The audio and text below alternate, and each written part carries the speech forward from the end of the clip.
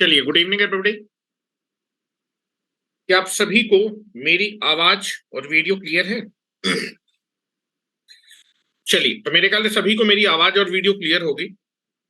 चलिए, तो नेक्स्ट हम लोग पढ़ने वाले थे, that is effect of the armature reaction. ठीक है, अब हम लोग जो है आर्मेचर रिएक्शन था उसके सारे इफेक्ट देखने वाले हैं कि क्या क्या इफेक्ट है और फिर हम इसको इंप्रूव कैसे करते हैं या फिर रिड्यूस कैसे करते हैं। क्योंकि जब भी हम आर्मेचर को या फिर अपनी मशीन को लोडेड कंडीशन में लेके आएंगे तो आर्मेचर में करंट फ्लो करेगा, और आर्मेचर में जब भी करंट फ्लो करेगा तो उसकी वजह से फ्लक्स प्रोड्यूस होगा, वो मेन फ्लक्स को डिस्टर्ब करेगा ही। ठीक है, तो कोई ऑप्शन नहीं है कि आप मशीन खरीद के लाएं और आप हमेशा मशीन को नो लोड में थोड़ा चलाएंगे, मशीन को तो हमेशा लोडेड कंडीशन में चलाएंगे। तो इस आर्मेचर के रिएक्शन को पहले हम इफेक्ट देखते हैं कि क्या क्या इफेक्ट के इफेक्ट होते हैं और फिर इफेक्ट को हम लोग कैसे कम कर सकते हैं। ठीक है, तो आपका जो आर्मेचर का रिएक्शन होता है वैसे इसका जो नेचर होता है वो क्रॉस मैग्नेटाइजिंग नेचर होता है, और इस क्रॉस मैग्नेटाइजिंग नेचर की वजह से क्या क्या इफेक्ट आते हैं वो हम लोग देखने वाले। ठीक है, तो पहले तो मैं आपको जो है फ्लक्स की वेवफॉर्म बना देता हूं कि जब आर्मेचर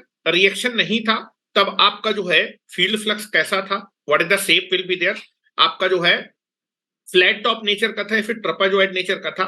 और जब आर्मेचर का रिएक्शन आता है विद आर्मेचर रिएक्शन, जो इसका शेप होता है वो डिस्टॉर्टेड हो जाता है और पीकी नेचर का आ जाता है। किस नेचर का होता है? पीकी नेचर का होता है। और under the half of the pole shoe आपका जो है जो फ्लक्स होगा वो बढ़ जाएगा, और हाफ ऑफ द आपका जो है पोल पे या फिर पोल शूज पे फ्लक्स क्या हो जाएगा? कम हो जाएगा। लेकिन सैचुरेशन की वजह से इंक्रीमेंट कम होता है और डिक्रीमेंट आपका ज्यादा होता है। तो नेट में जो है जो एवरेज वैल्यू होती है फ्लक्स पर पोल आपका क्या हो जाता है? कम हो जाता है। पहला ये इफेक्ट आपको मैंने बताया था। तो इसको बताने के लिए पहले मैं वेवफॉर्म बना देता हूं, उसके बाद मैं आपको सारी चीजें दिखाता हूं कि लॉसेज कैसे बढ़ेंगे। ठीक है, कैसे हमारा जो है रिंग फायरिंग फिनोमिना होता है, वो सारी की सारी चीजें हम लोग देखते हैं। ठीक है, यहां पर मैं आपका वेवफॉर्म ड्रॉ कर रहा हूं। फ्लक्स बोलिए फिर फ्लक्स डेंसिटी, बात क्या है? सेम है। Now I can be draw the,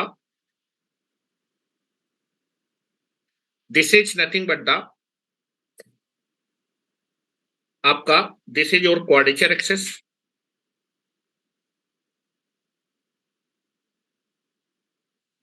जिसको हम लोग जीएनए बोलते हैं, q axis. This is your q axis, this is also q axis, this is q axis. ठीक है, now this is also q access.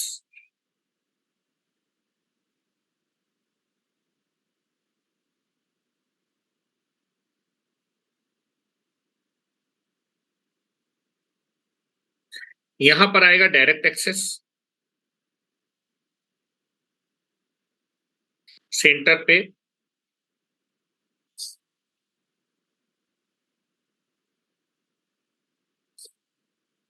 Now this is the direct access.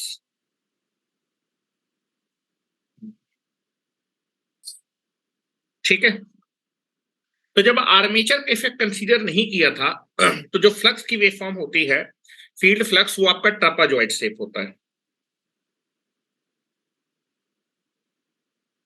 This is the shape of the waveform, is a trapezoid without armature reaction.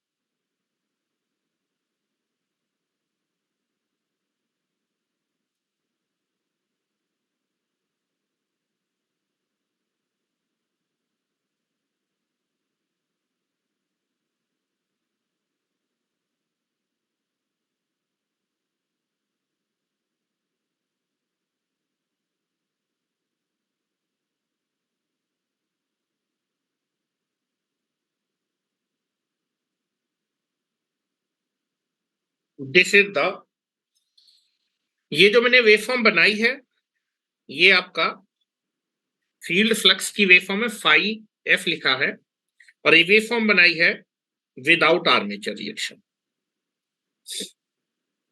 Without armature reaction. मतलब जब जो है armature reaction zero है, without armature reaction. ठीक है, no load condition में उस समय आपका जीएनए और एमएनए आपके जो है कोइंसाइड करते हैं। लेकिन जब आर्मेचर रिएक्शन कंसीडर करते हैं तो जो शेप होता है वो ट्रापेजॉइड होता है ना। ये मैं वेवफॉर्म ड्रॉ कर रहा हूं फाई आर। फाई आर का मतलब रिजल्टेंट फ्लक्स या फिर field flux with armature reaction. ठीक है, कैसी वेवफॉर्म आएगी बेटा? हेलो, आपका जो है half of the pole shoe में, यहां पर ये पोल शू था, हाफ ऑफ द पोल पे डिक्रीमेंट होगा और आधे पे इंक्रीमेंट हो, लेकिन इंक्रीमेंट आपका कम होगा, डिक्रीमेंट आपका ज्यादा होगा ड्यू टू द सैचुरेशन। ठीक है, तो ये ऐसी वेवफॉर्म बनेगी। ठीक है, इंक्रीमेंट दिखाया है लेकिन यहां पर मैंने पूरा इंक्रीमेंट नहीं दिखाया, सैचुरेट करा दिया वेवफॉर्म। ठीक है, डिक्रीमेंट आपका मैं ज्यादा करा दूंगा। ठीक है, ये डिक्रीमेंट आपका ज्यादा होगा। और अब जो आपकी जो एमएनए है वो आपकी जो है क्वाड्रेचर एक्सेस या फिर जीएनए से थोड़ा सा शिफ्ट हो जाएगी। मतलब एमएनए पे आपकी मैग्नेटिक फ्लक्स डेंसिटी क्या होती है? जीरो होती है। तो ये वेवफॉर्म यहां कहीं जाके जीरो होगी।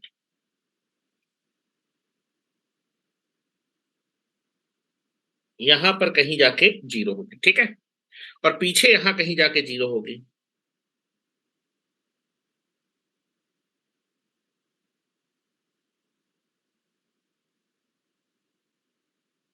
ठीक है, now this is nothing but the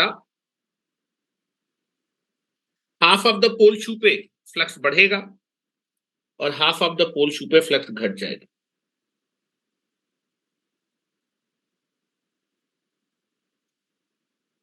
लेकिन यहां पर सैचुरेशन आ जाएगा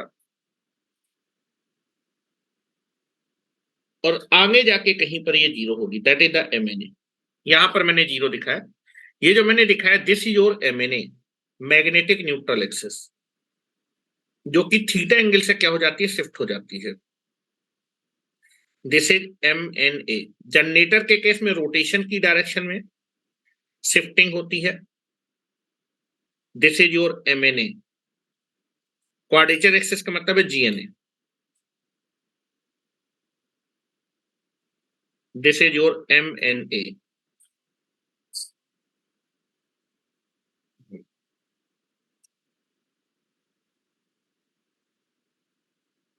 दिस इज योर एमएनए। और क्वाड्रेचर एक्सिस का मतलब है आपका जीएनए। जीएनए क्वाड्रेचर एक्सिस के बगल में मैं लिख देता हूं ये जीएनए है and this is the GNA. और ये मैंने वेवफॉर्म ड्रॉ की है with armature reaction. With armature reaction, जब आपका आर्मेचर रिएक्शन कंसीडर किया जाए। ठीक है, तो पहली चीज आपको दिख रही होगी, जब भी आर्मेचर रिएक्शन आएगा तो क्रॉस मैग्नेटाइजिंग इफेक्ट होता है। 90 डिग्री का जो है आपका जो है फ्लक्स क्रॉस करेगा, जो आर्मेचर का फ्लक्स है वो फील्ड फ्लक्स को क्रॉस करेगा 90 डिग्री के साथ, जिसकी वजह से half of the pole shoe में इंक्रीमेंट होगा और half of the pole shoe में फ्लक्स डिक्रीमेंट होगा। Due to the saturation increment is less as compare to decrement, that is the average flux pole कम हो जाएगा, जिसकी वजह से जनरेटर और मोटर के केस में क्या क्या इफेक्ट आएगा वो हम लोग देखने वाले। तो पहला कारण लिखिए आर्मेचर रिएक्शन का क्या क्या इफेक्ट आने वाला है। ठीक है, चलिए इसको बना लीजिए और पहला रीजन हम लोग लिखने जा रहे हैं।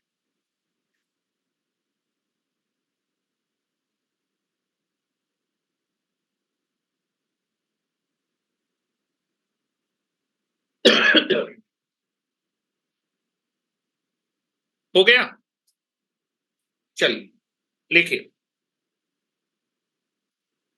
The nature of armature flux is cross magnetising. The nature of flux is cross magnetising. ठीक है, क्रॉस मैग्नेटाइजिंग की वजह से आपका जो है half of the pole shoe पे फ्लक्स बढ़ेगा और half of the pole shoe पे फ्लक्स क्या हो जाएगा? कम हो जाएगा। ठीक है, लेकिन इंक्रीमेंट कम है और डिक्रीमेंट ज्यादा है। ठीक है, लिख रहा हूं। So that so that so that the nature of armature flux लिखो, the nature of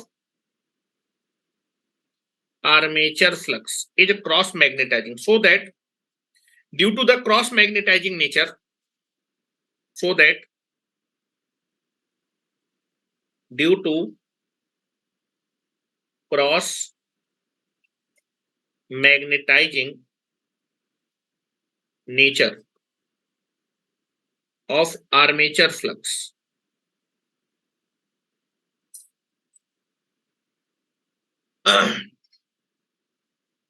The increment and decrement in the flux in half pole shoe. The flux will be increment due to the cross magnetizing nature of the armature flux. There is a increment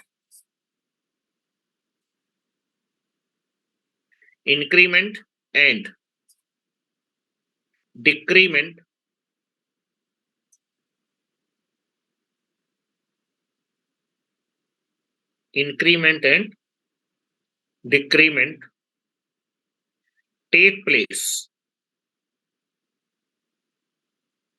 in half of the pole shoe.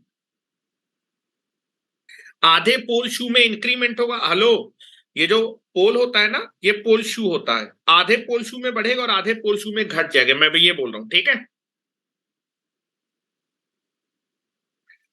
There is a increment and decrement take place. There is a increment and decrement in the flux take place. ये लिखो. There is a increment and decrement take place in flux.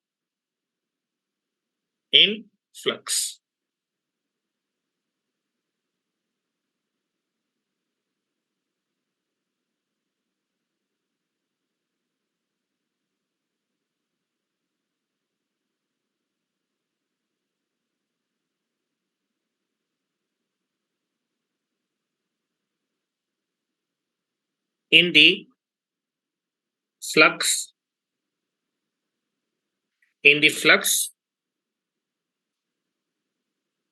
in the half of the pole shoe. ठीक है. जो पोल शू होता है उसके आधे पोल shoe में इंक्रीमेंट हो जाता है फ्लक्स में और डिक्रीमेंट हो जाता है. ठीक है. अब प्रैक्टिकल कंडीशन में क्या होता है? इन प्रैक्टिकल कंडीशन लिखिए. In the practical condition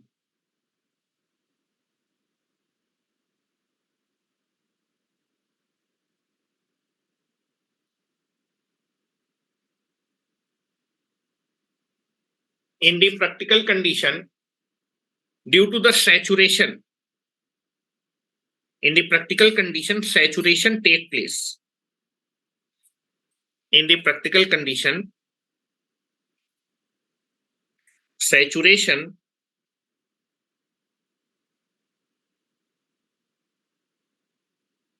take place in the tailing pole tip in case of generator. Saturation take place in the trailing pole tip in case of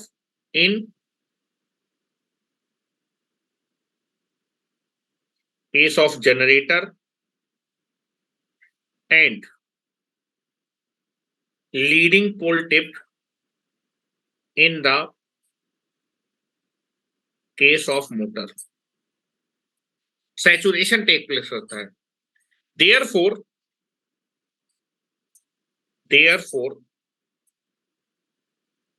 decrement in the flux in half of the pole shoe is greater than increment in the flux of the half of the pole. Therefore decrement in the flux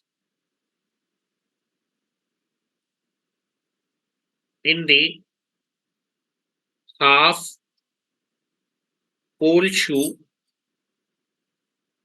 is greater than increment in the flux in the half pole shoe.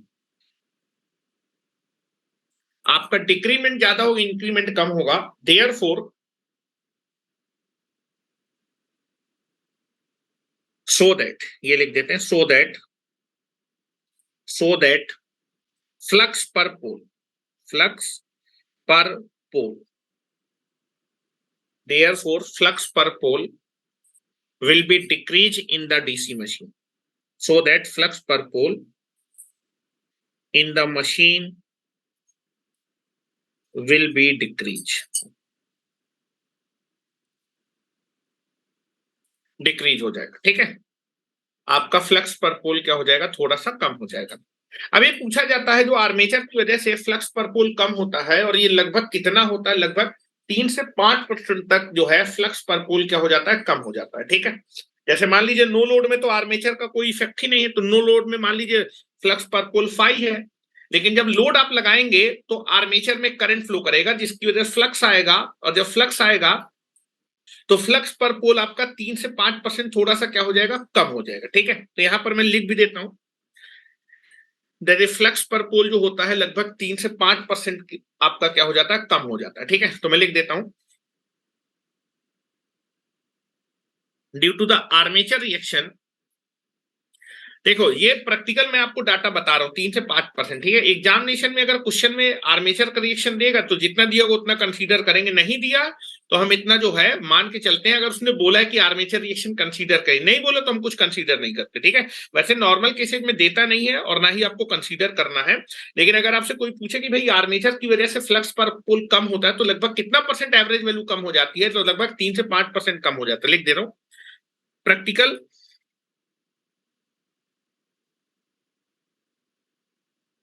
practically due to armature reaction, due to armature reaction, the reduction flux per pole, practically due to the armature reaction, the reduction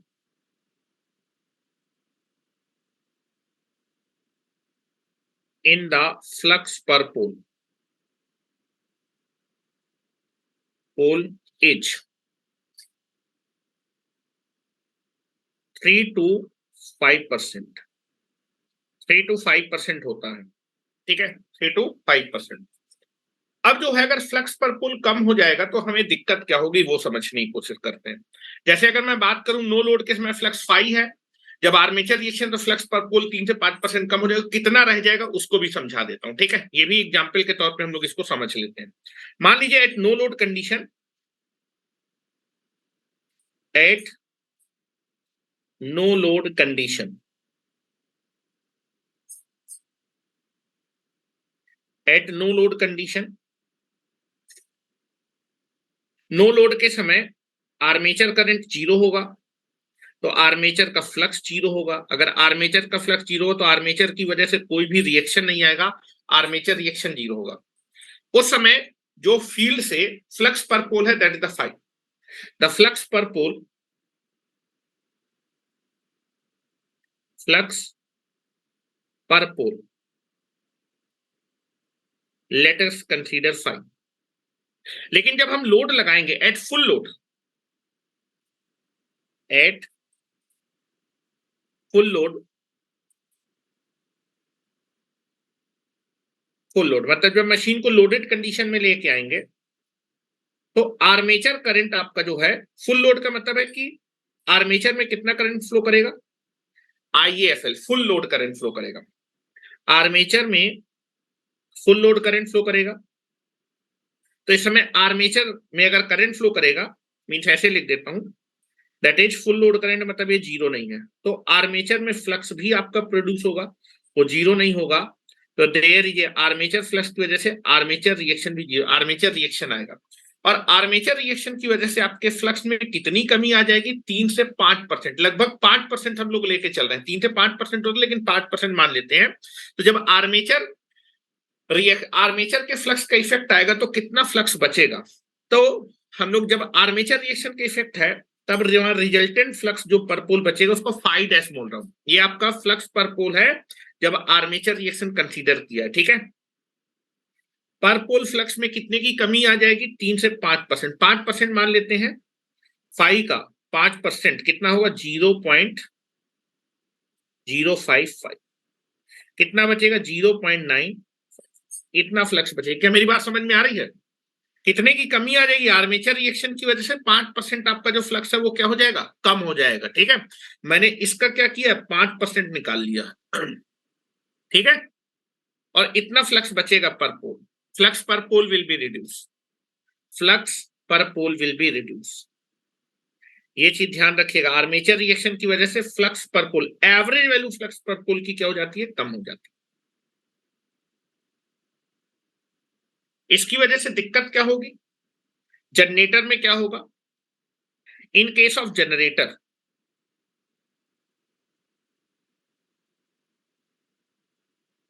in case of generator,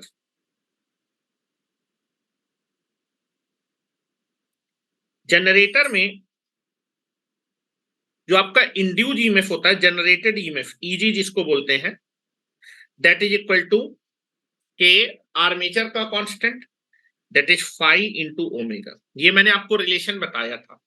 अगर आपका generator में average value of flux per पोल कम हो जाएगा तो generated EMF क्या हो जाएगा, कम हो जाएगा।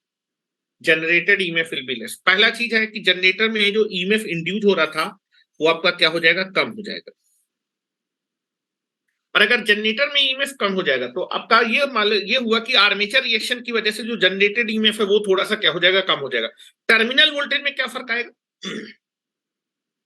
हाँ, आपने जनरेटर के केस में देखा था, अगर मान लीजिए मैं सेपरेटली एक्साइटेड डीसी मशीन के बारे में बात करूं तो सेपरेटली एक्साइटेड डीसी मशीन में जनरेटेड ईएमएफ में आपने आईए आर्मेचर, आर्मेचर के ड्रॉप को घटा दिया था तो टर्मिनल वोल्टेज आ रहा था, यही आ रहा था ना।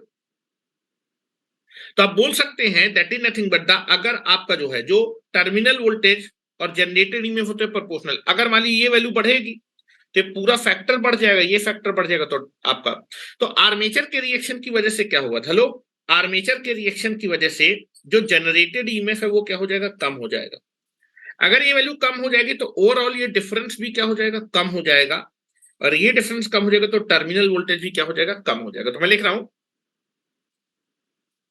in the due to the armature reaction, due to the armature reaction, due to the armature reaction flux per pole will be reduce, जिसकी वजह से जनरेटर के केस में जनरेटेड ईएमएफ कम हो जाएगा और साथ ही साथ जनरेटर का आउटपुट टर्मिनल वोल्टेज भी क्या हो जाएगा, कम हो जाएगा। और अगर मैं मोटर के केस में बारे में बात करूंगा, in the case of motor,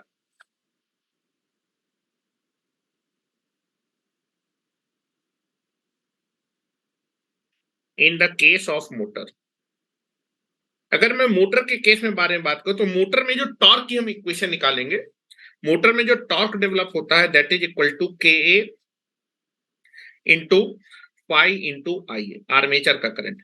हाँ, यहां पर हम लोग क्या करते हैं, जनरेटर में हम लोग क्या करते हैं बेटा, फ्लक्स प्रोड्यूस करते हैं और हम जो है क्या करते हैं, जनरेटर को रोटेट करते हैं तो ईएमएफ जनरेट होता है। मोटर में क्या होगा, मोटर में हम लोग फ्लक्स प्रोड्यूस करेंगे स्टेटर में और सप्लाई देंगे आइए, तो हमारा क्या डेवलप होगा, टॉर्क डेवलप होगा। तो जो टॉर्क डेवलप होता है वो फ्लक्स और आर्मेचर करंट के क्या होता है, प्रोपोर्शनल होता है। ये मैं भी प्रूफ करूंगा, अभी मोटर आने वाला है, एक सप्ताह में हमारा मोटर स्टार्ट हो जाएगा। ठीक है नाउ, तो आप देखेंगे अगर जो है डीसी मशीन में जब आर्मेचर का इफेक्ट आएगा तो फ्लक्स पर पोल क्या हो जाएगा, कम हो जाएगा। फ्लक्स पर पोल कम होने से जो मोटर है उसमें जो टॉर्क डेवलप होगा वो क्या हो जाएगा, कम हो जाएगा। मोटर में टॉर्क डेवलप होता है, जनरेटर में ईएमएफ जनरेट होता है। ठीक है now this is the torque will be reduce, तो लिख रहा हूं now due to the armature reaction average flux की वैल्यू कम हो जाएगी, जिसकी वजह से मोटर का जो है टॉर्क क्या हो जाएगा, मोटर में कम टॉर्क डेवलप होगा। और आप देखेंगे जनरेटर में ईएमएफ कम जनरेट होगा और यहाँ पर टॉर्क कम डेवलप, तो आप बोल सकते हैं कि आर्मेचर रिएक्शन की वजह से मशीन मेरी डी रेट हो गई। डी रेट का मतलब मैं समझाता हूँ, ये स्टेटमेंट लिखा रहता है, machine will be derated, machine will be D rated, क्योंकि दोनों का, हेलो, आपको आउटपुट में क्या मिला, जनरेटर में आउटपुट में टर्मिनल वोल्टेज मिल रहा है और बेटा मोटर में आउटपुट में टॉर्क मिल रहा है। आउटपुट आपके मशीन का क्या हो जाएगा, कम हो जाएगा। ठीक है, चाहे वो जनरेटर हो चाहे मोटर, आर्मेचर की रिएक्शन की वजह से आपका डीसी मशीन का आउटपुट कम हो जाएगा। तो लिख रहा हूं, देयरफॉर, और किसी भी मशीन का आउटपुट अगर कम हो गया मतलब वो मशीन डी रेट हो गई। Therefore due to the armature reaction, due to the armature reaction, the output of the DC machine will be reduced. Machine use किया मतलब मोटर हो चाहे generator, the output of the DC machine is reduce. That's why इसलिए हम कह सकते हैं machine का अगर आउटपुट कम हो गया तो मशीन डी रेटेड हो गई। That's why due to the armature reaction the machine will be derated. Armature reaction, the machine will be derated।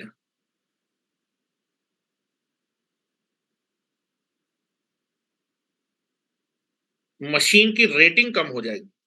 हमेशा नेम प्लेट रेटिंग में आउटपुट लिखा जो होता है, ठीक है, जब हम जनरेटर बेचते हैं तो जनरेटर के आउटपुट में कितना वोल्टेज प्रोड्यूस होगा वो लिखा जाता है, that is nothing but the output voltage. और मोटर के केस में आपको टॉर्क लिखा होगा कि कितना एचपी की मोटर है, इतना टॉर्क ये डेवलप कर सकती है, ठीक है।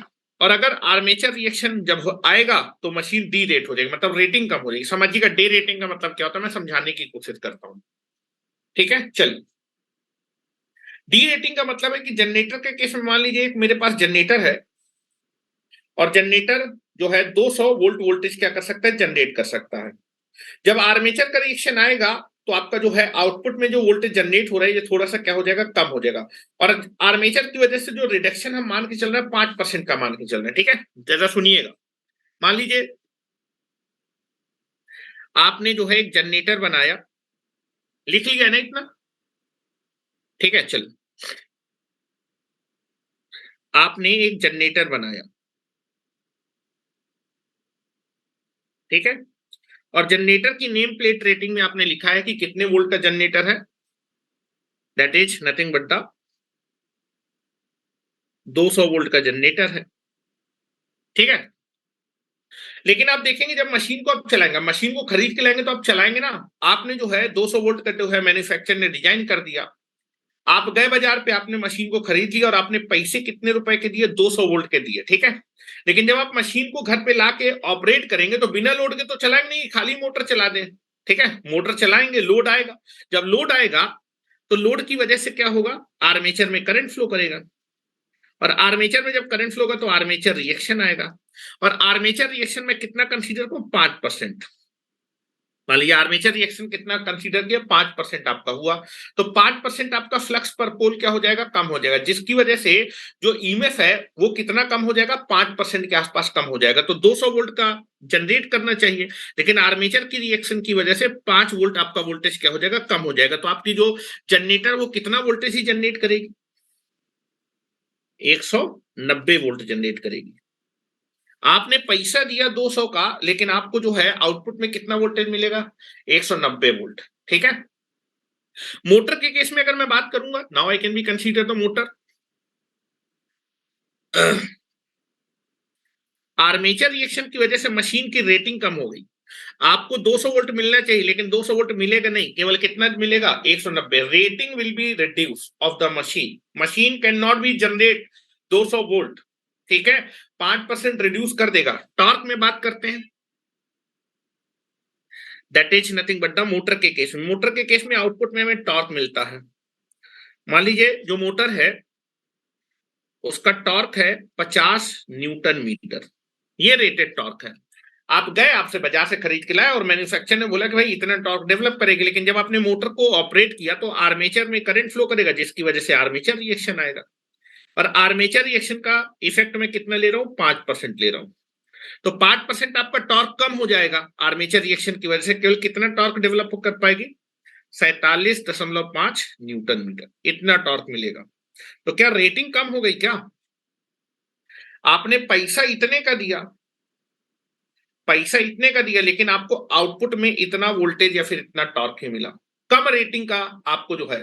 तो आपको क्या करना चाहिए, आपको मैन्युफैक्चर को मालूम है आर्मेचर रिएक्शन आएगा तो 190 वोल्ट ही जनरेट कर पाएगा, तो एक्चुअली में उसको 190 वोल्ट का ही पैसा लेना चाहिए, ठीक है।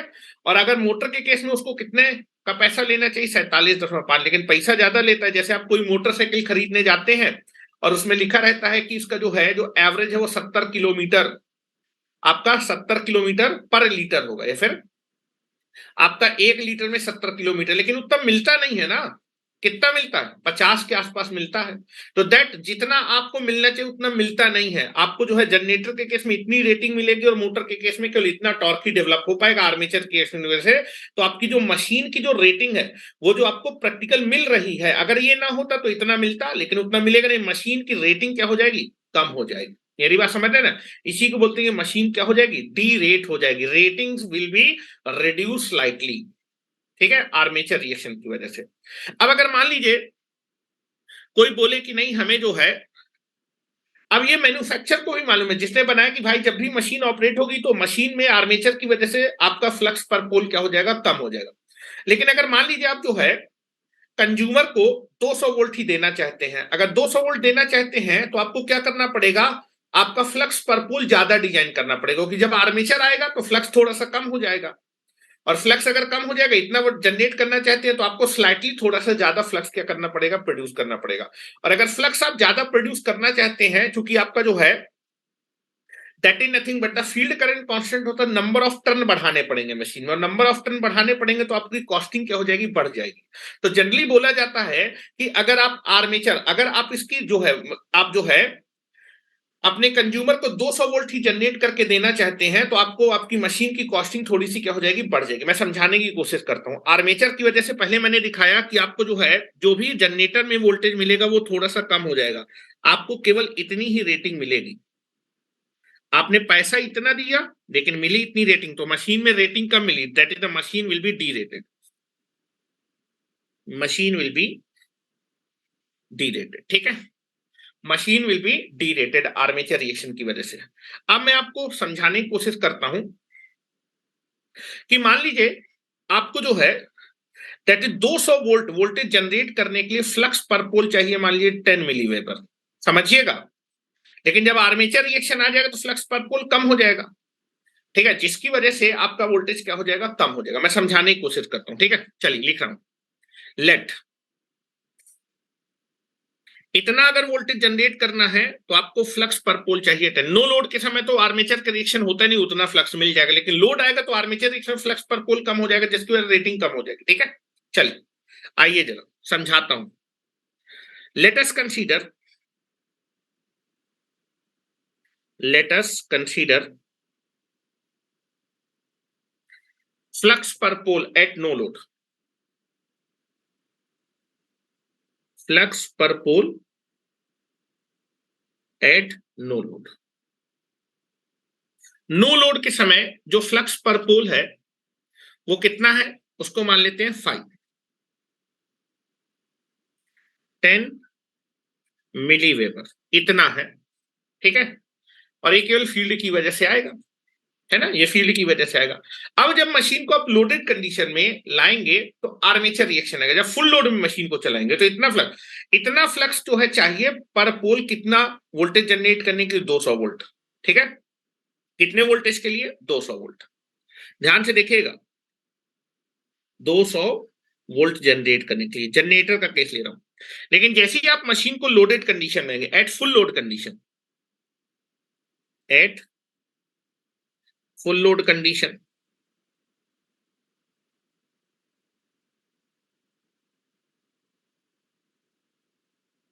जब आप मशीन में लोड लगाएंगे तो क्या आएगा बेटा, आर्मेचर रिएक्शन आएगा, due to armature reaction. Armature reaction की वजह से जो फ्लक्स होगा वो 5% आपका कम हो जाएगा, ठीक है। तो जो फ्लक्स बचेगा वो कितना बचेगा, इसका 5% कम हो जाएगा, 10 का 5% कितना होगा, 0.5, तो कितना बचेगा, दैट इज 9.5 मिलीवेबर। कितना बचेगा, 9.5 मिलीवेबर। और इसकी वजह से अगर फ्लक्स पर पोल कम हो जाएगा तो आपका जो है वोल्टेज भी कम जनरेट हो रहा था। तो ये मैन्युफैक्चर को मालूम है, ये मैन्युफैक्चर को भैया मालूम है कि भैया आज जब भी जो है कंज्यूमर लोड कनेक्ट करेगा तो आपका फ्लक्स पर पोल कम हो जाएगा इसलिए। लेकिन अगर मान लीजिए कंज्यूमर जो मैन्युफैक्चरर वो चाहता है कि भाई मेरे कंज्यूमर को इतना वोल्टेज मिले, लेकिन आपका आर्मेचर को अवॉइड कर नहीं सकता है, तो उसको क्या करना है कि अगर जो है उसको 200 वोल्ट ही जनरेट करना है तो यहां पर कितना आपका फ्लक्स जनरेट करना पड़ेगा, 10 मिलीवेवर। अगर यहां पर 10 मिलीवेवर जनरेट करना है, ध्यान सुनिएगा, अगर उसको चाहिए कि लोड लगाने के बाद कंज्यूमर को कितना वोल्टेज ही मिले, कंज्यूमर को कितना वोल्टेज मिले, 200 वोल्ट ही मिले। कितना? 200 वोल्ट यहां पर मिले। 200 वोल्ट मिलने के लिए उसको लोडेड कंडीशन में कितना फ्लक्स चाहिए, 10 मिलीवेवर। तो अगर यहां पर 10 मिलीवेवर चाहिए तो नो लोड के समय आपका जो है जो फ्लक्स होगा वो थोड़ा सा ज्यादा मतलब मान लीजिए यहां पर दैट इज 10.5 मिलीवेवर के आसपास, क्योंकि 10 पॉइंट जब 10 से ज्यादा जनरेट करेगा आर्मेचर रिएक्शन की वजह से थोड़ा सा फ्लक्स कम हो जाएगा, और कम होने के बाद कितना जनरेट होगा, 10, और जिसकी वजह से उसको 200 वोल्ट मिल जाएगा जितने का उसने पैसा दिया है। क्या मेरी बात समझ पा रहे हो? अगर आपको लोडेड कंडीशन में 200 वोल्ट चाहिए तो आपको फ्लक्स पर पोल कितना चाहिए, 10 मिलीवेबर। अगर आपको जो है लोडेड कंडीशन में 10 मिलीवेबर चाहिए तो आर्मेचर रिएक्शन की वजह से आपको नो लोड कंडीशन में कुछ ज्यादा फ्लक्स प्रोड्यूस करना पड़ेगा, क्योंकि जब आपका कंडीशन लोडेड कंडीशन तो आर्मेचर रिएक्शन की वजह से ये फ्लक्स थोड़ा सा कम हो जाएगा, और कम होने के बाद कितना बचना चाहिए, 10 ही बचना चाहिए। और अगर आपको बेटा 200 वोल्ट जनरेट करना है लोडेड कंडीशन में तो ज्यादा फ्लक्स डिजाइन करना पड़ेगा। अब ज्यादा फ्लक्स डिजाइन करने के लिए क्या करेंगे, हेलो, ज्यादा फ्लक्स डिजाइन करने के लिए चूंकि आपका जो फील्ड फ्लक्स होता है वो क्या होता है बेटा, जो फील्ड में हम करंट फ्लो कराते हैं डीसी करंट, वो करंट कांस्टेंट, करंट को तो हम बदल नहीं सकते, तो हम नंबर ऑफ टर्न क्या कर देते हैं, बढ़ा देते हैं। नंबर ऑफ टर्न बढ़ा देंगे तो आपका फ्लक्स पर पोल आपका जो है ज्यादा प्रोड्यूस होगा। जब लोड लगाएंगे तो आर्मेचर का रिएक्शन आएगा तो कम होकर कितना ही आपका जनरेट हो जाएगा, 10 मिलीवेवर। क्या मेरी बात समझ में आ रही है पिंटू पाल, क्या मेरी बात समझ पा रहे हो? अगर लोडेड कंडीशन में तुम्हें 200 वोल्ट चाहिए तो इतना फ्लक्स चाहिए लोडेड कंडीशन में, लेकिन आर्मेचर की वजह से क्या होगा कि नो लोड से जब फुल लोड पे लेके आएंगे तो फ्लक्स कम हो जाएगा, और जो कमी होगी, कमी होने के बाद इतना वोल्ट आपका जो है फ्लक्स बचना चाहिए। तो मतलब यहां पर नो लोड कंडीशन पे थोड़ा सा ज्यादा फ्लक्स डिजाइन करना पड़ेगा। तो मैं लिखे दे रहा हूं, समझिएगा। सो लिखे दे रहा हूं, सो दैट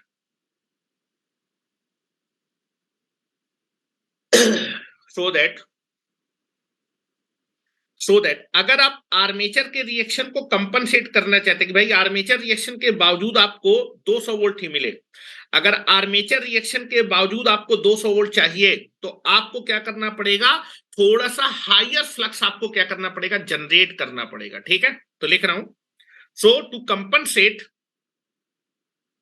सो टू कंपनसेट, क्योंकि आर्मेचर रिएक्शन की वजह से फ्लक्स पर पोल कम होगा, ठीक है, और जिसकी वजह से रेटिंग कम हो जाएगी। अगर रेटिंग आपको 200 ही चाहिए तो हमें क्या करना पड़ेगा, आर्मेचर का जो फ्लक्स है उतना फ्लक्स एक्स्ट्रा जनरेट करना पड़ेगा, ठीक है, तो उसको कंपनसेट करना पड़ेगा। एक्स्ट्रा फ्लक्स जनरेट करने के लिए एक्स्ट्रा टर्न आपको क्या करने पड़ेंगे, मशीन में डिजाइन करने पड़ेंगे, उसकी वजह से उतना एक्स्ट्रा फ्लक्स आपका प्रोड्यूस होगा जितना आर्मेचर की वजह से कमी आएगी, तो आपका जो फ्लक्स पर पोल कितना रहेगा, कांस्टेंट। और एक्स्ट्रा टर्न के लिए हमें एक्स्ट्रा कॉस्ट करनी पड़ेगी, तो आपकी कॉस्टिंग थोड़ी सी क्या हो जाएगी, बढ़ जाएगी। ठीक है, तो लिख रहा हूं, so to compensate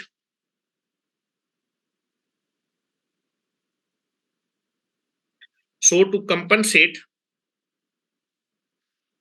compensate the reduction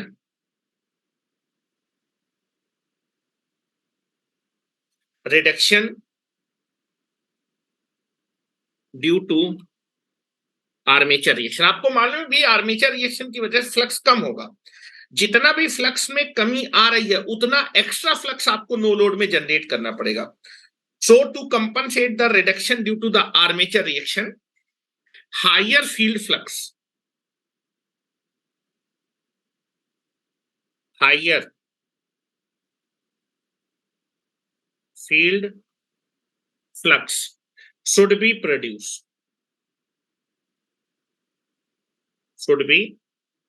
field में थोड़ा सा ज्यादा फ्लक्स क्या करना पड़ेगा, प्रोड्यूस करना पड़ेगा।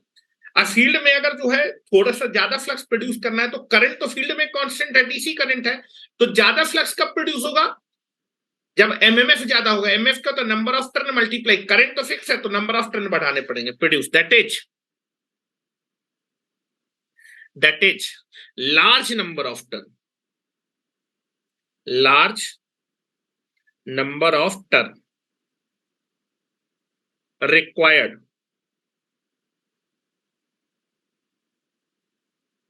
in the field winding, in the field winding। Field winding में आपको ज्यादा नंबर ऑफ टर्न क्या करने पड़ेंगे? रिक्वायर्ड करने पड़ेंगे। और अगर फील्ड वाइंडिंग में ज्यादा टर्न लगाएंगे तो आपको मटेरियल ज्यादा लगेगा, कॉस्ट बढ़ेगी, that is cost of the machine will be increased.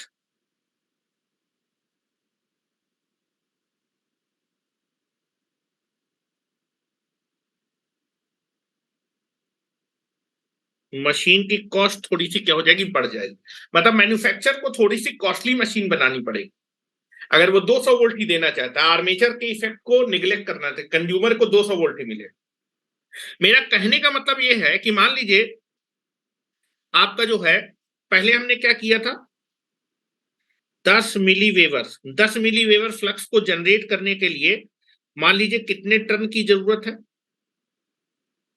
50 ton की जरूरत है। पहले 50 टन की तो इतना फ्लक्स आ रहा था, लेकिन जब आर्मेचर आया था तो आपका फुल लोड में फ्लक्स कम हो गया था। तो हमें क्या करना थी? आर्मेचर से जो फ्लक्स में कमी आ रही उसको कंपनसेट करने के लिए इस फ्लक्स को थोड़ा सा बढ़ाना पड़ रहा था। इस फ्लक्स को हमें थोड़ा सा बढ़ाना पड़ रहा था। आर्मेचर के रिएक्शन को कंपनसेट करने के लिए हमें थोड़ा सा ज्यादा फ्लक्स जनरेट करना पड़ा था, 10.5 मिली वेबर। और अगर ज्यादा फ्लक्स जनरेट करना पड़ा है तो आपको टर्न भी थोड़े से क्या करने पड़ेंगे? बढ़ाने पड़ेंगे, क्योंकि फील्ड करंट आपका कैसा होता है? कांस्टेंट होता है। मान लीजिए 2 एम्पियर करंट है और फील्ड करंट कांस्टेंट होता है, तो अगर फ्लक्स बढ़ाना है तो आपको नंबर ऑफ टर्न थोड़े से क्या करने पड़ेंगे? बढ़ाने पड़ेंगे। तब जाके आपको जो है फुल लोड कंडीशन में 10 मिली वेबर मिलेगा, और 10 मिली वेबर मिलेगा तो आपको रेटेड आपको क्या मिलेगा? वोल्टेज मिलेगा। क्या मेरी बात समझ पा रहे हैं? जिससे मशीन की कॉस्टिंग थोड़ी सी बढ़ जाएगी। तो पहला चीज तो ये क्लियर है। दूसरा इफेक्ट आपको बता रहा हूं। तो पहला चीज आपको पहला क्लियर होनी चाहिए भाई, सैचुरेशन होगा जिसकी वजह से फ्लक्स पर पोल क्या हो जाएगा? कम हो जाएगा। मशीन डी रेट होगी। अगर मशीन को डी रेटिंग से बचाना है तो आपको क्या करना पड़ेगा? एक्स्ट्रा फ्लक्स जनरेट करना पड़ेगा, जिसको जो आर्मेचर की वजह से कमी आ रही है उसके लिए एक्स्ट्रा नंबर ऑफ टर्न आपको क्या करने पड़ेंगे? बढ़ाने पड़ेंगे। तो मशीन की कॉस्टिंग थोड़ी सी क्या हो जाएगी? बढ़ जाएगी। क्या मेरी बात समझ में आ रही है? चलो दूसरी बात करते हैं।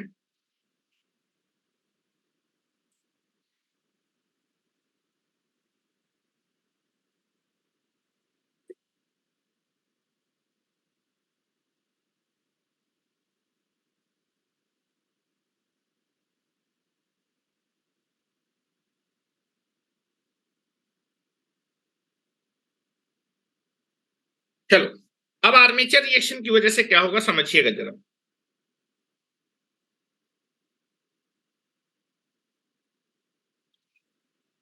चलिए देखो, जब आर्मेचर रिएक्शन आएगा ना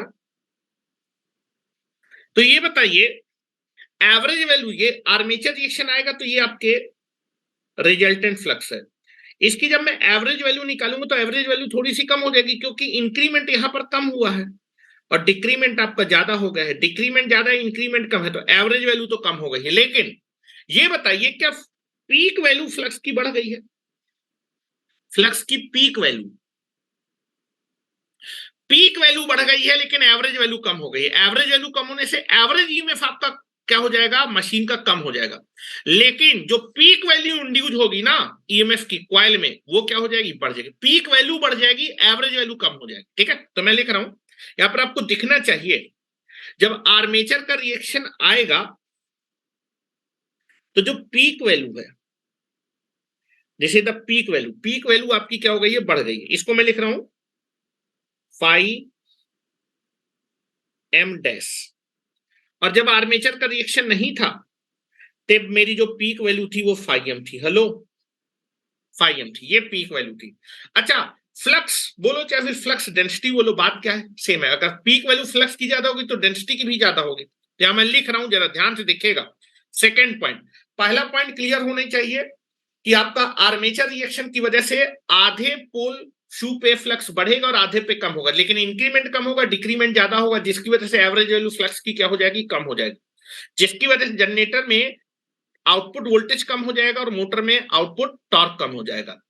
और अगर आप उतना ही टॉर्क आप प्रोड्यूस करना चाहते हैं तो आपको फ्लक्स पर पोल क्या करना पड़ेगा, थोड़ा सा बढ़ाना पड़ेगा। और थोड़ा सा बढ़ाना पड़ेगा तो नंबर ऑफ टर्न बढ़ाने पड़ेंगे, तो कॉस्टिंग थोड़ी सी मशीन की हो जाएगी, बढ़ जाएगी। ठीक है, दूसरा इफेक्ट है ये, वेरी वेरी इंपॉर्टेंट इफेक्ट, ये पूछा जाता है जो मैं बताने जा रहा हूं। हाँ, now this is nothing but the second second हाँ, due to the armature reaction, due to the armature reaction, due to the armature reaction, the peak value of flux, peak value बोला है, एवरेज वैल्यू नहीं बोला, peak value, peak value, value of flux is increased, is increased, peak value क्या हो जाएगी, बढ़ जाएगी। और अगर पीक वैल्यू बढ़ जाएगी ना, hello, phi is equal to क्या होता है, बी इंटू ए होता है। और अगर बेटा फ्लक्स की पीक वैल्यू बढ़ जाएगी तो आप बोल सकते हैं फ्लक्स की डेंसिटी भी क्या हो जाएगी, बढ़ जाएगी। So that, so that due to armature reaction, the peak value, the peak flux density, जिसको हम बीएम से रिप्रेजेंट करेंगे, पीक वैल्यू बोला है, एम, एम मतलब maximum, peak flux density is also increased. ठीक है, मतलब आपका जब आर्मेचर का रिएक्शन आएगा तो जो फ्लक्स डेंसिटी है उसको मैं फाइम से रिप्रेजेंट कर रहा हूं, वो क्या हो जाएगी, पहले से थोड़ा बढ़ जाएगी। हेलो, पहले पीक फ्लक्स डेंसिटी कितनी थी जब आर्मेचर का रिएक्शन नहीं था, पहले मैंने मान लिया कितनी थी, BM flux max, peak value of flux की आपकी क्या थी, फाइम, और फ्लक्स डेंसिटी को मैंने बोला बीएम।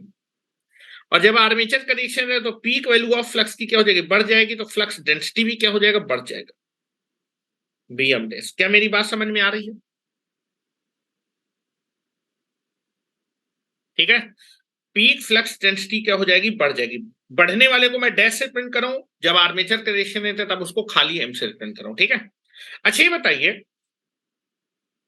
फ्लक्स डेंसिटी बढ़ने से जो आयरन लॉस होते हैं, iron loss is nothing but the hysteresis loss और ईडी करंट लॉस। अब कोई बोलेगा सर डीसी मशीन में तो फ्रीक्वेंसी कांस्टेंट होती है, हिस्टैरिसीस और डीसी, हिस्टैरिसीस और ईडी करंट लॉस थोड़ा होगा। भैया ये बताओ, कोर में नहीं होगा, आर्मेचर में तो एसी जनरेट हो रहा है, आर्मेचर में क्या जनरेट होता है, एसी, तो आर्मेचर में तो हिस्टैरिसीस और ईडी करंट लॉस होगा ना, तो हम आर्मेचर में बात कर रहे हैं, कोर में बात नहीं कर रहे। स्टेटर में, स्टेटर में तो डीसी फ्लक्स है, लेकिन आर्मेचर में कंडक्टर में एसी जनरेट हो रहा है, तो आर्मेचर में ईडी और आपका हिस्टैरिसीस लॉस होगा, जिसको हम लोग आयरन लॉस बोल रहे हैं। ठीक है, तो ये जितनी भी मैं बात कर रहा हूं वो आपका बात कर रहा हूं रोटर या फिर आर्मेचर में बात कर रहा हूं। ठीक है, कोर में बात नहीं कर रहा हूं, कोर में तो डीसी फ्लक्स होगा, लेकिन आर्मेचर में एसी वो करंट इंड्यूस होगा, तो एसी फ्लक्स आएगा, एसी फ्लक्स की अल्टरनेटिंग फ्लक्स की वजह से ईडी और एडी करंट लॉसेज होंगे। ठीक है, तो मैं लिख रहा हूं, जब भी आर्मेचर का रिएक्शन होगा तो आपका that is peak flux density क्या हो जाएगी, बढ़ जाएगी। ठीक है, यहां पर मैं लिख रहा हूं, पीक फ्लक्स डेंसिटी बढ़ेगी, एवरेज फ्लक्स डेंसिटी आपकी कम हो जाएगी, एवरेज वैल्यू जो होगी वो कम होगी, लेकिन पीक वैल्यू क्या हो जाएगी, बढ़ जाएगी। ठीक है, हाँ, यहां पर बात करें दैट इज जो ED, that is iron losses होते हैं। What is the iron losses, iron losses जो होते हैं, iron losses, iron losses nothing but the दो लॉसेज से मिलकर बने होते हैं, एक तो हिस्टैरिसीस लॉस होता है, hysteresis loss, and ED current loss, ED current loss. तो जो आयरन लॉस होता है उसको हम पीआई से रिप्रेजेंट करते हैं, और आयरन लॉस जो होता है वो दो लॉसेस से मिलकर बना होता है, एक तो हिस्टैरिसीस और दूसरा ईडी करंट लॉस। इनके फार्मूले भी तुम्हें मालूम है, that is equal to KH into BM 1.6 into F, और जो ईडी करंट लॉस होता है KE into BM square F square. ठीक है, अब आप देखिए जरा, आर्मेचर रिएक्शन की वजह से जो मैक्सिमम फ्लक्स डेंसिटी है वो क्या हो जाएगी, बढ़ जाएगी, और मैक्सिमम फ्लक्स डेंसिटी बढ़ने से आपका हिस्टैरिसीस लॉस भी बढ़ जाएगा, ईडी करंट लॉस भी बढ़ जाएगा, तो आपका आयरन लॉस भी क्या हो जाएगा, बढ़ जाएगा। क्या मेरी बात समझ में आ रही है? और अगर आपके ये लॉसेज बढ़ जाएंगे तो आपके मशीन की इफिशियंसी क्या हो जाएगी, कम हो जाएगी। Very very important phenomena. ये जो मैं बात कर रहा हूं ये आर्मेचर में बात कर रहा हूं भाई, आर्मेचर में लॉसेज होंगे क्योंकि आर्मेचर में एसी है, ये लॉसेज एसी में एग्जिस्ट करते हैं। स्टेटर में तो डीसी फ्लक्स है, फील्ड का फ्लक्स है, लेकिन भाई आर्मेचर में तो एसी होगा ना। दिस इज, ठीक है ना, लिख रहा हूं, यहां लिखे,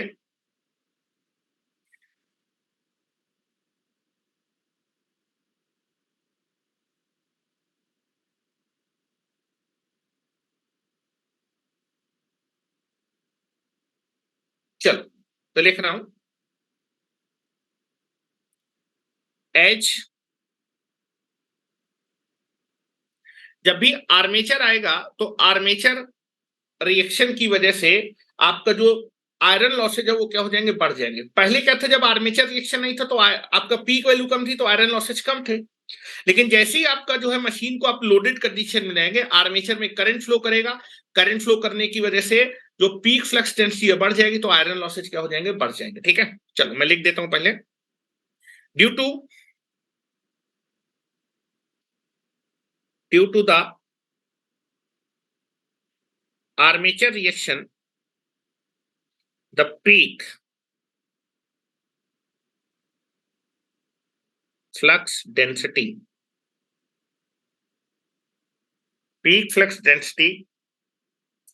will be increased,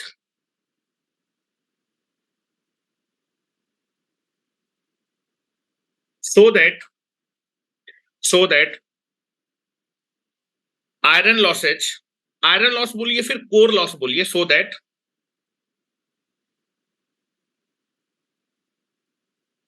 iron losses और core losses in the machine will be increased. Hence, the efficiency of the machine will be decreased.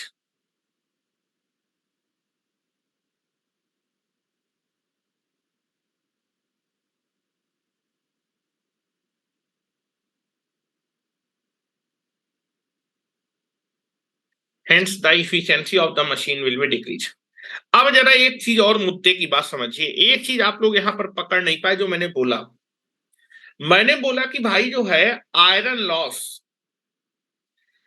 Loss बढ़ रहे हैं आर्मेचर रिएक्शन की वजह से। आर्मेचर रिएक्शन कब आता है, जैसे जैसे आपका करंट क्या होगा, बढ़ेगा, आर्मेचर का करंट बढ़ेगा, आर्मेचर का फ्लक्स बढ़ेगा, आर्मेचर का फ्लक्स बढ़ेगा तो आर्मेचर का रिएक्शन क्या हो जाएगा, हाँ डिक्रीज होगी भाई, डिक्रीज, इंक्रीज नहीं होगी, विल बी डिक्रीज। ठीक है, सॉरी, डिक्रीज्ड। मैंने बोला कि जो आयरन लॉस होते हैं आपके, आयरन लॉस कांस्टेंट लॉसेज होते हैं, वो लोड करंट पे डिपेंड नहीं करते, लेकिन यहां पर मैंने बोला कि जैसे जैसे आप जो है लोड को बढ़ाएंगे तो आर्मेचर करंट बढ़ेगा, आर्मेचर करंट बढ़ेगा तो आर्मेचर का फ्लक्स बढ़ेगा, आर्मेचर का फ्लक्स बढ़ेगा तो आर्मेचर का रिएक्शन बढ़ेगा, और आर्मेचर का रिएक्शन बढ़ेगा तो पीक वैल्यू उतनी क्या होती जाएगी, बढ़ती जाएगी। हेलो, आर्मेचर के रिएक्शन की वजह से ये पीक वैल्यू क्या होती जाएगी, बढ़ती जाएगी, और पीक वैल्यू अगर बढ़ेगी, हेलो, पीक वैल्यू बढ़ेगी तो हिस्टैसिस और ईडी करंट लॉस बढ़ेंगे तो आयरन लॉस बढ़ेंगे। ये तो आपका जो है कॉन्ट्राडिक्टी हो गया। आज तक तो साला जो है जो आयरन लॉस थे वो लोड करंट पे डिपेंड नहीं कर रहे थे, लोड करंट के रिस्पेक्ट में कांस्टेंट होते, they are depend upon the voltage not current. लेकिन आज तो ये जो है करंट पे डिपेंड करने लगे। इसका मतलब कहीं ना कहीं जो है कुछ कॉन्सेप्ट में क्या हो गई, मिसअंडरस्टैंडिंग हो गई, या फिर हमें अपने कॉन्सेप्ट बदलने पड़ेंगे। तो कॉन्सेप्ट तो बदलेंगे नहीं तो हम कुछ एक नया लॉस निकालेंगे। अब समझिएगा जो मैं आपको बताने वाला हूं स्ट्रे लोड लॉस क्या होता है, समझिएगा ना। यहां पर मैंने बोला कि आपका जो है आर्मेचर रिएक्शन की वजह से, हेलो ध्यान सुनिएगा, जब भी आर्मेचर रिएक्शन आएगा तो आर्मेचर रिएक्शन की वजह से आधे पोल में फ्लक्स बढ़ेगा और आधे पोल में फ्लक्स कम होगा। जितना ज्यादा आर्मेचर का रिएक्शन का इफेक्ट होगा उतना ज्यादा वो फ्लक्स को क्या करेगा, आधे पोल में बढ़ाएगा, तो पीक वैल्यू क्या होगी, बढ़ेगी। ठीक है, तो आर्मेचर रिएक्शन की वजह से जो पीक फ्लक्स डेंसिटी है वो क्या हो जाती है, बढ़ जाती है। और पीक फ्लक्स डेंसिटी बढ़ने की वजह से आपका जो आयरन लॉस होगा वो बढ़ जाएगा। अगर peak flux density, hello, peak flux density अगर बढ़ी तो आयरन लॉस क्या हो जाएगा, बढ़ जाएगा। तो जब भी आर्मेचर का रिएक्शन आएगा तो उसकी वजह से आयरन लॉस क्या हो जाएगा, बढ़ जाएगा। मैं लिख रहा हूं due to the armature reaction. अब जो है आप पढ़ते हैं कि जो आयरन लॉस होता है वो तो आपका जो है लोड के रिस्पेक्ट में कांस्टेंट होता है, it can not be change with the load.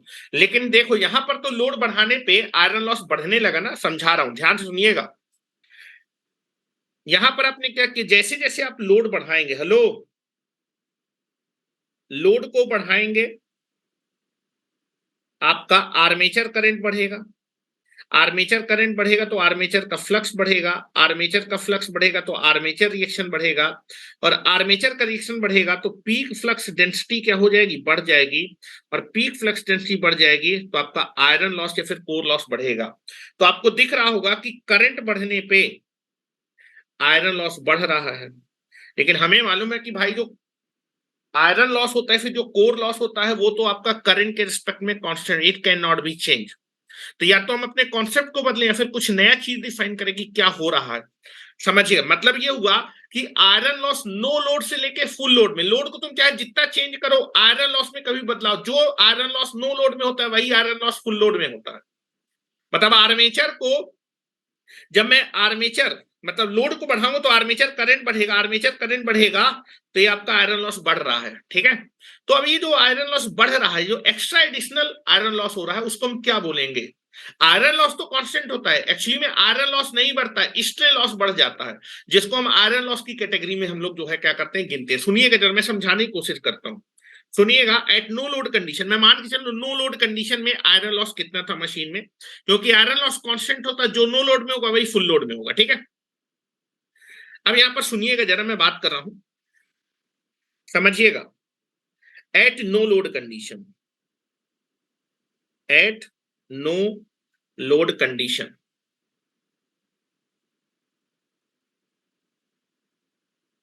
Eight no load, iron loss होते हैं वो वोल्टेज पे डिपेंड करते हैं, तो नो लोड कंडीशन में वोल्टेज तो होगा ना मेरे भाई, तो आयरन लॉस तो होंगे।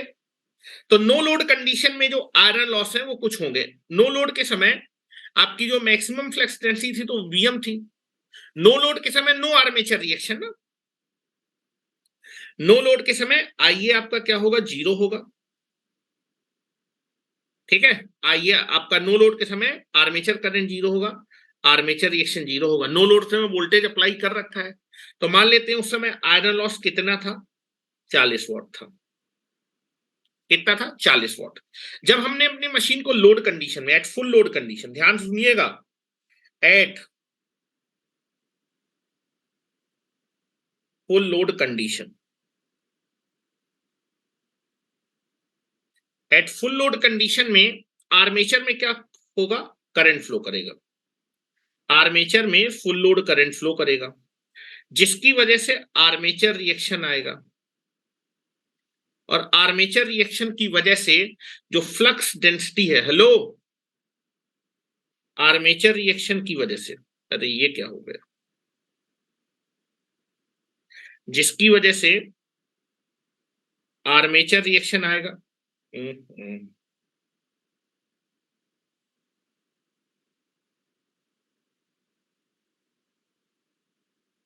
आर्मेचर रिएक्शन आएगा जब करंट फ्लो करेगा तो उसकी वजह से आर्मेचर रिएक्शन आएगा, ध्यान से देखिएगा।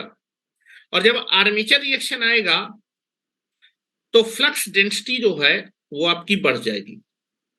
यहां पर मान लेते हैं फ्लक्स डेंसिटी φm थी नो लोड के समय, लेकिन अब फ्लक्स डेंसिटी आपकी पहले से क्या हो जाएगी, बढ़ जाएगी। और फ्लक्स डेंसिटी बढ़ते ही आपका जो नया आयरन लॉस है वो आपका जो है थोड़ा सा बढ़ जाएगा। मान लीजिए 40 से कितना हो गया, 48 हो गया। हेलो, आर्मेचर रिएक्शन आएगा तो फ्लक्स डेंसिटी बढ़ेगी ना, और flux density hello hello flux density अगर बढ़ेगी तो आयरन लॉस या फिर कोर लॉस क्या होगा, बढ़ गया, मैंने बढ़ा दिया। लेकिन अब हम पढ़ते हैं कि भाई आयरन लॉस तो आपका नो लोड से, हेलो, नो लोड से फुल लोड में तो कांस्टेंट रहता है, ये बढ़ कैसे गया आज? तो हम इस 48 को क्या लिखने वाले हैं समझिएगा जरा। हेलो, नो लोड से, हेलो, नो लोड से फुल लोड कंडीशन पे आयरन लॉस कांस्टेंट रहता है, 40 ही होना चाहिए। आयरन लॉस लोड से आपका नहीं हो रहा, लेकिन देखो जब आपने लोड कंडीशन में तो आयरन लॉस बदल गया। क्या हुआ, जब मैंने आपका लोड बढ़ाया तो लो आर्मेचर करंट बढ़ा, ठीक है, और करंट बढ़ा तो आर्मेचर रिएक्शन बढ़ा, और आर्मेचर रिएक्शन बढ़ने से फ्लक्स डेंसिटी क्या हो गई, बढ़ गई, तो आयरन लॉस बढ़ गया। होना नहीं चाहिए, इसको कांस्टेंट होना चाहिए, ठीक है। तो हम क्या कर सकते हैं, इस चीज को हम थोड़ा सा जो है एक और तरीके से लिख सकते हैं। आयरन लॉस अभी भी कांस्टेंट है लेकिन एडिशनल आयरन लॉस हो रहा है। हेलो, मैं इस चीज को क्या लिख सकता हूं, ध्यान से देखिए। जब मैं लोड में लेके आया तो मेरा जो आयरन लॉस है वो मेरा 48 आ रहा है, कुछ 40 से आपका आयरन लॉस बढ़ गया। हेलो, नो लोड से फुल लोड पे लाने पे आयरन लॉस बढ़ गया, तो मैं इस आयरन लॉस को कुछ ऐसे लिख सकता हूं क्या, क्या मैं इसको 40 प्लस 8 वॉट लिख सकता हूं, कोई दिक्कत है क्या?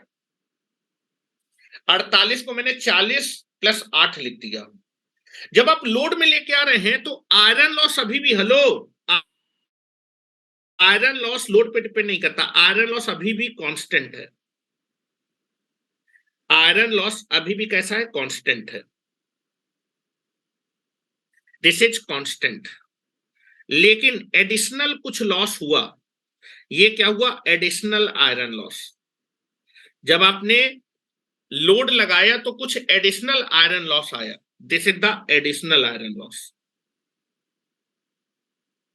एडिशनल आयरन लॉस, ठीक है, एडिशनल आयरन लॉस हुआ।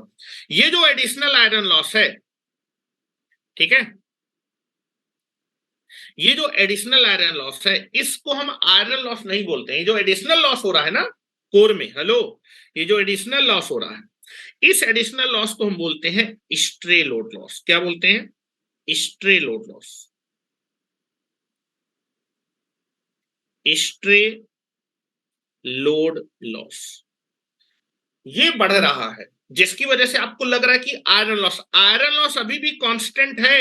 48 आपने लिखा तो 48 को मैंने 40 प्लस 8, आयरन लॉस अभी भी नो लोड में जितना था अभी भी फुल लोड में उतना ही है। कुछ एक एक्स्ट्रा लॉस आपका जो है उसमें ऐड हो गया है। जो एक्स्ट्रा लॉस जो हो रहा है, एडिशनल लॉस ये जो हो रहा है, इस लॉस को हम बोलते हैं स्ट्रे। ये लॉस जो होता है ये आपका लोड पे डिपेंड करता है। Iron loss is not depend upon the load, ठीक है, आयरन लॉस लोड पे डिपेंड नहीं करता। तो मैं आपको पहले बता दूं कि भाई स्ट्रे लोड लॉस क्या होता है, पहले इसको समझ लेते हैं।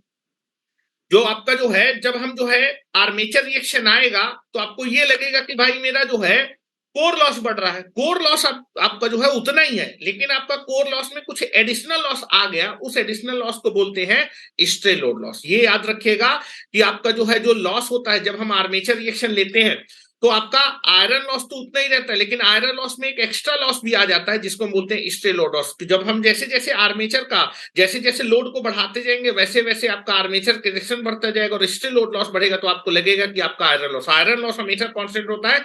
It can not be change with respect to the current. तो मैं यहां पर लिख देता हूं, iron loss is a constant loss.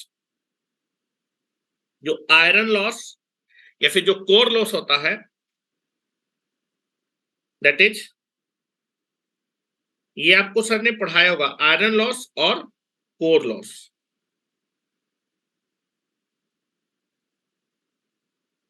Is constant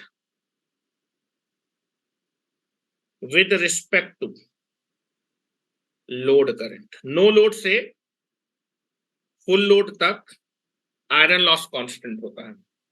actually में कौन सा लॉस बढ़ जाता है? स्ट्रे लोड लॉस बढ़ जाएगी। जो एडिशनल लॉस हो रहा है ना, ये स्ट्रे लोड लॉस। तो पहले इसको समझ लेते हैं। यहां पर लिख देता हूं, ये जो एडिशनल आयरन लॉस होता है, ये एडिशनल आयरन लॉस को हम बोलते हैं stray load loss. This additional iron loss में आपके जो एडिशनल लॉस हो रहा है, एडिशनल लॉस हो रहा है, this is additional iron loss. इसको लिख दें एडिशनल आयरन लॉस जो हुआ, इसको बोलते हैं स्ट्रे लोड लॉस। ठीक है, चलो डेफिनेशन लिखते हैं, स्ट्रे लोड लॉस क्या होता है।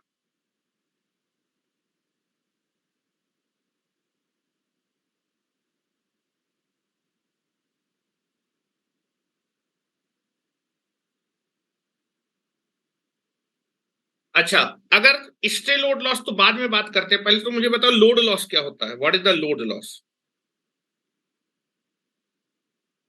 हाँ, लोड लॉस। हाँ, नाम से ही क्लियर है, लोड की वजह से लॉस। मतलब एक ऐसा लॉस जो किस पे डिपेंड करे? लोड करंट पे डिपेंड करे। और ये जो लॉस होता है वो लोड करंट के स्क्वायर के प्रोपोर्शनल होता है। जैसे copper loss is nothing but a load loss, I square R loss. Copper loss load loss होता है। ठीक है, तो मैं लिख रहा हूं लोड लॉस किसको बोलते हैं, पहले बात करता हूं। The loss which vary with respect to the load current. और कैसे वेरी करेगा? ये लोड लॉस हमेशा प्रोपोर्शनल होगा आई स्क्वायर के। लोड करंट में डिपेंड करेगा। और किस प्रकार से डिपेंड करेगा? लोड लॉस हमेशा प्रोपोर्शनल होता है आई स्क्वायर के। और एग्जाम्पल के तौर पे अगर आपसे पूछा जाए कि भाई किसी लोड लॉस का नाम बताओ, तो copper loss. Copper loss is proportional to I square R. Proportional to I square है, उसको लोड लॉस बोलते हैं। ठीक है, तो लिख रहा हूं लोड लॉस क्या होता है? The loss which is very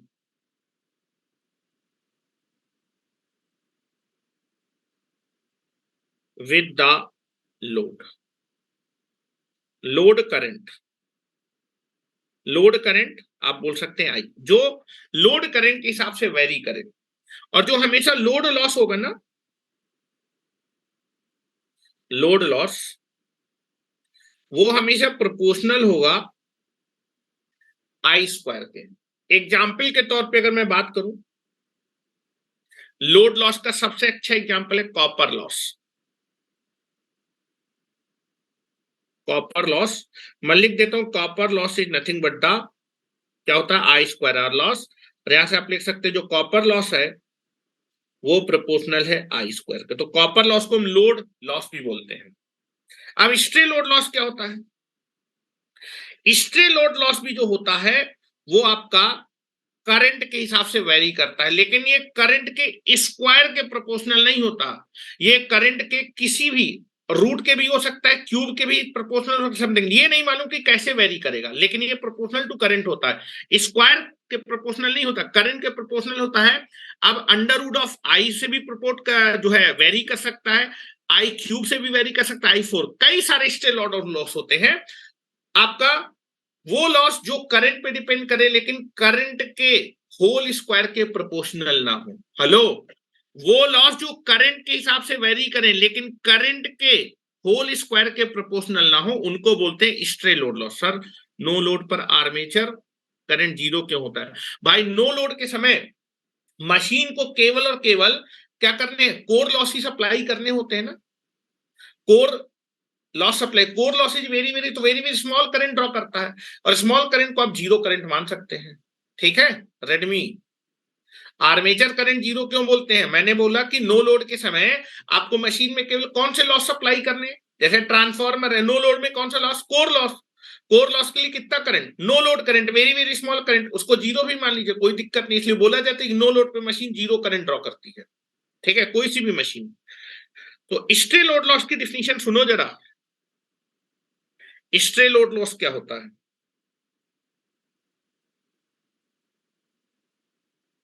stray load loss, stray load loss का मतलब है the losses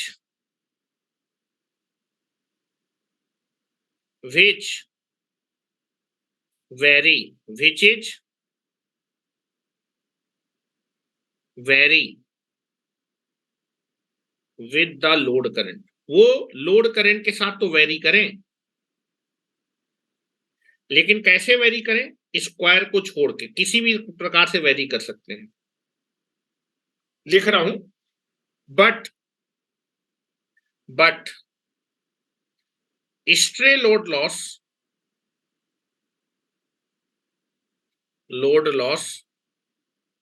is not proportional to I square. मतलब ये आई स्क्वायर के प्रोपोर्शनल होते हैं, आई के प्रोपोर्शनल हो सकते हैं, आई क्यूब के प्रोपोर्शनल, आई की पावर 4 के प्रोपोर्शनल हो सकते हैं, आई की पावर रूट ऑफ आई के प्रोपोर्शनल, कुछ भी हो सकता है स्क्वायर को छोड़ के। ऐसे लॉस जो लोड करंट पे डिपेंड करें और आई स्क्वायर के प्रोपोर्शनल ना हो, ऐसे लॉस को बोलते हैं स्ट्रे लोड लॉस। ठीक है, और ये लॉस निकालना बहुत डिफिकल्ट होता है, very very difficult, beyond the scope of the graduation. BTech वालों को भी नहीं पढ़ाया जाता है। ठीक है, जब आप पीएचडी वेचडी करते हैं तब वह देखते हैं कि कैसे प्रोपोर्शनल आते हैं। तो लगभग अगर पूछा जाए कि भाई स्ट्रे लोड लॉस कितना माना जाएगा, स्ट्रे लोड लॉस लगभग मशीन का 1% लिया जाता है। ठीक है, तो लिख रहा हूं। ठीक है, तो जनरली जो है ये जो हमारे पास जो है, जब हम लोड को बढ़ा रहे हैं ना, तो लोड को बढ़ा है तो आयरन लॉस नहीं बढ़ रहा है। कौन सा लोड बढ़ता है? स्ट्रे लोड लॉस बढ़ता है, जिसकी वजह से हमें लगता है कि कौन सा लॉस बढ़ गया? आयरन लॉस बढ़ गया। क्या मेरी बात समझ पा रहे हो? Iron loss is constant. तो हमेशा ध्यान रखिएगा, जो एडिशनल हमारा जो है आयरन में लॉस हो रहा है, वो लॉस हमारा आयरन लॉस नहीं एज्यूम किया जाता है। वो जो लॉस होता है एडिशनल आयरन में लॉस होता है, वो स्ट्रे लोड लॉस होता है। वो लॉस आपका जो है करंट पे डिपेंड करता है, लोड करंट पे डिपेंड करता है। इसलिए जैसे जैसे आप लोड को बढ़ाते जा रहे हैं, आर्मेचर रिएक्शन बढ़ता जा रहा है, तो ये जो स्ट्रे लोड लॉस है ये बढ़ता जा रहा है, तो जिसकी वजह से आपको लगा कि आयरन लॉस बढ़ गया। Iron loss is always constant in the machine. ठीक है, अगर हम नहीं मानते तो फिर हमें कॉन्सेप्ट बदलना पड़ता। तो हमने कॉन्सेप्ट बदलने से अच्छा कि जो एक्स्ट्रा आयरन पे लॉस हो रहा है उसको हमने एक नया नाम दे दिया कि आज से हम इसको बोलेंगे स्ट्रे लोड लॉस बढ़ रहा है, नॉट आयरन लॉस। एडिशनल जो आयरन में लॉस हो रहा है that is called the stray load loss. ठीक है, लिखो इन जनरल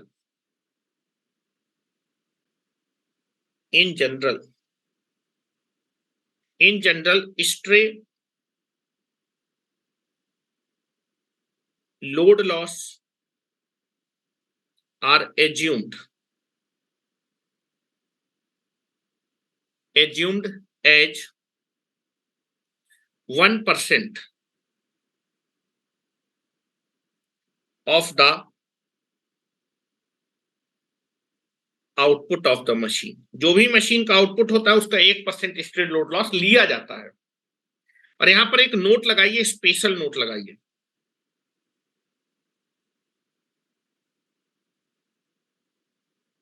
जो हमारे आयरन लॉस तो कांस्टेंट है, आयरन लॉस में जो भी एडिशनल इंक्रीमेंट होता है उस इंक्रीमेंट को हम आयरन लॉस ना बोल के स्ट्रे लोड लॉस बोलते हैं। लिखो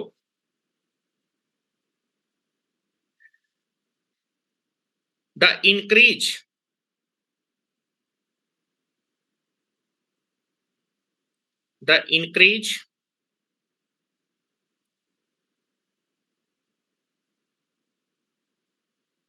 the additional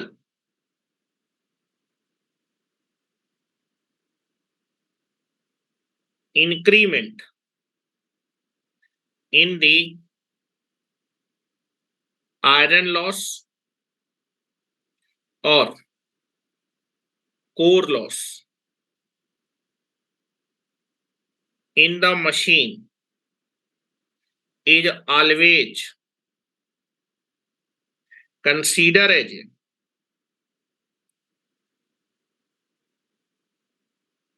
as a stray load loss. और ये आपके लोड पे डिपेंड करते हैं, इसीलिए आपको आयरन लॉस बढ़ता हुआ दिखाई देता है। ठीक है, तो मैंने आपको दो चीजें बता दी हैं। इसके आगे कल हम लोग देखते हैं कि कल मैं आपको दिखाऊंगा कि और क्या क्या जो है। आपको 5 इफेक्ट होते हैं, 2 मैंने आपको बता दी, इसके आगे कल देखते हैं जो है। ठीक है, क्या मेरी बात समझ में आ रही है? 2 इफेक्ट मैंने दिखाए।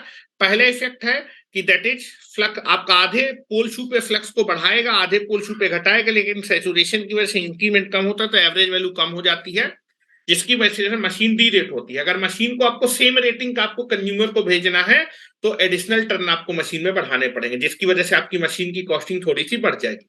दूसरा, आपका आर्मेचर रिएक्शन की वजह से जो पीक वैल्यू होती है फ्लक्स डेंसिटी की बढ़ जाती है, जिसकी वजह से आपकी मशीन के अंदर जो है आयरन लॉस बढ़ जाते हैं, और आयरन लॉस बढ़ने की वजह से आपकी मशीन की इफिशियंसी क्या हो जाती है, कम हो जाती है। अब जो मशीन में जो आयरन लॉस होते हैं वो तो आपके लोड पे डिपेंड नहीं करते, तो हम आयरन लॉस को क्या कर सकते हैं, दो पार्ट में ब्रेक किया, ठीक है। तो आयरन लॉस को मैंने constant plus additional iron loss हुआ। तो आपको मैंने दिखाया कि जो चीज कांस्टेंट थी नो लोड से full load, that is nothing but the आपका, और जो नो लोड से फुल लोड पे जो कांस्टेंट था उसको मैंने आयरन लॉस बोला, और जो एडिशनल आयरन में लॉस आया उसको हम लोग ने बोला स्ट्रे लोड लॉस। और जो स्ट्रे लोड लॉस होता है वो आपका करंट पे डिपेंड करता है, ये करंट के होल स्क्वायर के प्रोपोर्शनल नहीं होता, उसको छोड़ के कुछ भी हो सकता है, अंडर रूट ऑफ आई के प्रोपोर्शनल होता है, आई क्यूब के प्रोपोर्शनल, आई की पावर 4 के प्रोपोर्शनल होता है। तो नॉर्मली आपका जो है स्ट्रे लोड लॉस बढ़ते हैं, जिसकी वजह से आयरन लॉस आपका बढ़ जाता है और मशीन की इफिशियंसी क्या हो जाती है, खराब हो जाती है। क्या मेरी बात समझ में आई इतनी? कल इसके आगे पढ़ेंगे, ठीक है। चलो, थैंक यू वेरी मच। अभी मैं अपलोड कर दूंगा तो जो छूट गया उसको आप कर लीजिएगा, ठीक है।